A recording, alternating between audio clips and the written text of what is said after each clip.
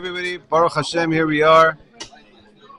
Erev Shabbat Kodesh. We wanted to discuss 4 points today on the last week's Parashah and this week's Parashah, and also a little bit of current events, how everything we learn in the Parashah and in the Haftarah relates to our day-to-day routine, to day-to-day life, and what's going on today. First of all, a little of leftover from last week's Parashah. We read about how Avraham Avinu single-handedly, some say with 318 of his Talmidim, of his students, some say only with Eliezer, which is a Gematria of 1318, he went to war against the undefeatable 4 kings, 4 superpowers, who Chazal tell us, the Torah itself tells us, that they killed 5 different kings from Sodom and Gomorrah, but before they got to Sodom and Gomorrah, these kings killed giants on the way. Giants that fell in the days of Og, when the Og came, the Nephilim, all these people that had superhuman powers that came to earth, and they were... We're going to get into this right now. In the Breshit over there, we had superpowers, superhuman people that were on this earth, and they killed them like they were dropping flies. And here it is, Avraham Avinu, who gets up and wants to do his shtadlut. He wants to do what is needed of him to do. His nephew has been taken captive. The people of Sodom and Gomorrah have been taken captive. And he wants to go after these 4 kings.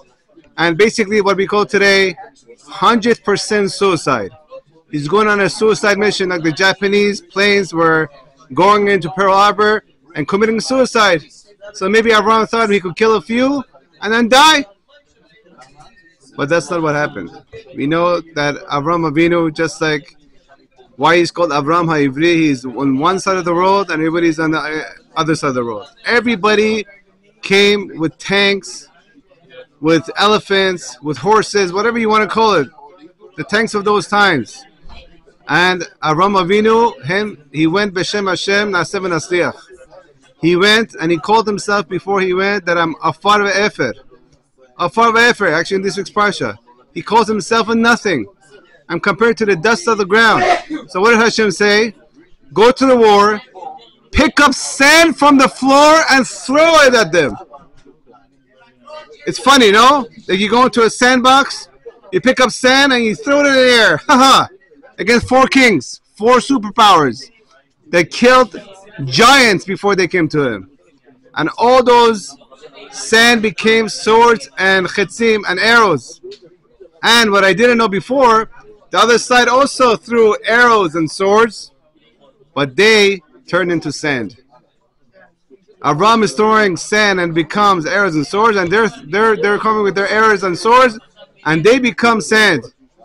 To teach us that whenever the Jewish people go B'Shem Hashem Na'aseh V'Natzliach, although they go to war and they have to fight a battle, because this is the way Hashem created the nature of this world, that he has to get up and do something. But if he gets up and do something and says, it's all me, it's all Otzem Kochi Otzem Yadi, then not only he dies, even if he has the biggest army, which we just witnessed 3 weeks ago in the Middle East, nothing could help. We know what was going on before. Last year, we're not going to get into it. But when a person keeps saying that it's my army and it's my soldiers and it's my whatever it is, and he doesn't say B'Shem Hashem Na'aseh V'Natzliach, Hashem says, let's get things straight. I'm the one who's giving you all this chayil. I'm the one who's giving you all these things. But if you don't mention my name, then how am I supposed to rescue you like Avraham Avinu? But this is one of the biggest lessons we have to learn, that even though our soldiers are out there and they're sacrificing their lives, if it's not for the soldiers that are sitting in the Beit Midrash and learning for them, and if it's not for those soldiers that are saying that I'm going out there, like we see today, that we're putting on the seat, and they're saying Shema Yisrael and Hashem Elokim, if they're not saying B'Shem Hashem Na'aseh V'Natzliach, then Hashem is not going to be Chas V'Shalom on our side. But if we're praying for those soldiers, and if we're doing our parts in the Beit Midrash, then of course Hashem is going to give us the deliverance. That's number 1. Number 2, we want to talk about, in these times, what does Hashem want from us? What can we do? You know, we have a lot of hitorarut. A lot of people are waking up. A lot of people are being chozer b'tshuva. A lot of people are saying tehillim and learning Torah. and fasting and whatever it is. This is all good. But we have to go one extra step, which we learned in Haftarah Yonah, which we just did on Yom Kippur. We said on Yom Kippur. He says that after Yonah went and warned everybody he said that the Nineveh is going to be destroyed unless they did teshuvah, and they did teshuvah. They fasted, they put sackcloth, they sat on the floor. But the pasuk says when Hashem came to see what's going on over here, it doesn't say that they were fasting and they were sitting on the floor and they put sackcloth. He saw that they were changing their ways. All this crying and sackcloth and fasting, whatever it is very good. It's very good. But if it's not followed by ma'asim, if we don't follow these things by ma'asim, it's a big chance that we're going to go back to where we were. And that's why this is a very good time that all Am Yisrael is praying and fasting, what have you. But if a person is not changing himself, then the tragedy of losing 1,400 people and also soldiers that are passing away, hopefully they won't pass away anymore on the battlefield. Hashem should be shomer aleim. But the biggest tragedy is when a tragedy happens and we don't change. You know, now we're 4 weeks into the war. There's a feeling of, okay, you know, I'm going out, I'm coming back home, what have you. It feels like maybe you don't feel it so much anymore. Especially the farther you are from Eretz Israel, you're like, okay, I'm saying my Tehillim. I said my 2 Tehillims today after davening. But it's not enough. We have to change, and if you don't change our ways, not just our tefillah and fasting, this is all good. But Hashem wants the person who was not Shomer Shabbat to become Shomer Shabbat. If a person had a hard time not eating kosher, to start eating kosher. All these things are happening for us, and we have to follow by ma'asim. And if Chas v'Shalom we don't do the ma'asim, there's a big chance that a person could go back to his routine. And when a person goes back to his routine after such a massacre, that is the biggest tragedy of all. Hashem Yishmor. Number 3, we want to talk about today also this person called Lot. We know that he was the nephew of Avraham Avinu. Sometimes we look at Lot that he's such a hospitable person. We saw in Sodom that he took the angels in, although it was danger to his life. He learned a lot of things from Avraham Avinu, but at the end of the day, he went and lived with people in San Francisco who were not the biggest righteous people, to say the least. But one thing we see that Hashem pays everybody for whatever they do, and at that time. He never takes a schar and the reward of anybody.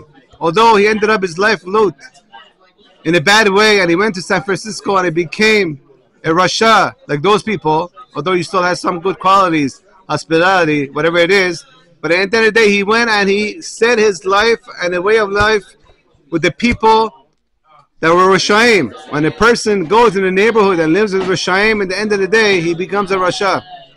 But there's one thing that we know, that when it comes to Hashem saving a person, he has to have some kind of zechuyot. It can't be that it just, we say, okay, he has zechut avod, what have you it is. Over here, it says the pasuk also, that Hashem remembered Abraham, and Rashi says that because of Abraham's zechut, Hashem saved Lot. But still, our sages tell us that he had to have something. It can't be a person goes through life doing averot, and Hashem saves him. There must be some good quality in him.